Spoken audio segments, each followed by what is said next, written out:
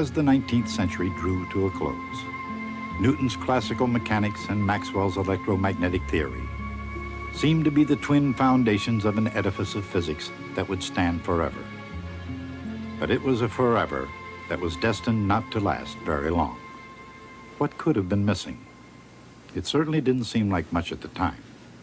Just a few little details that didn't quite fit the big picture. For example, Albert A. Michelson had built a wonderful device to measure the motion of the Earth by studying shifting fringes of light. Just a small shift in the pattern, that was all that could be expected. But when Michelson twisted his interferometer in the ether wind, instead of the small shift he expected, there was none at all. Then there was the curious case of Max Planck. His problem was explaining the color of a hot, glowing body. And to solve his problem, he needed to introduce a new constant. It was a very, very small constant. In fact, Planck hoped it would vanish entirely. But it did not vanish. And then there was the strange story of Ernest Rutherford. When he bombarded a thin, cold foil with natural alpha rays, the experiment worked almost perfectly. Nearly all the alpha rays sliced right through the foil, just as they were supposed to. Only a very few bounced back. But how could it be that any bounced back at all?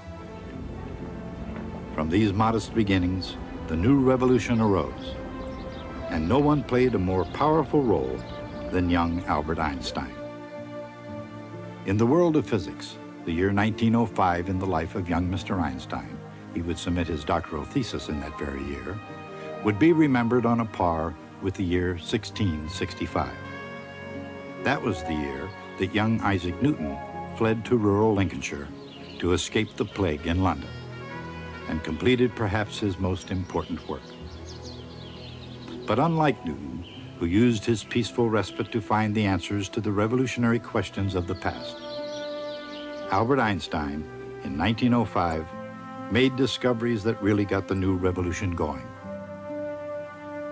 The problem of Michelson's interferometer could be solved, as Hendrik Lorentz had shown, if different observers measured different times and distances. But Albert Einstein went further, combining space and time into a seamless continuum. And Einstein's 1905 special theory of relativity was only the first step, not the last.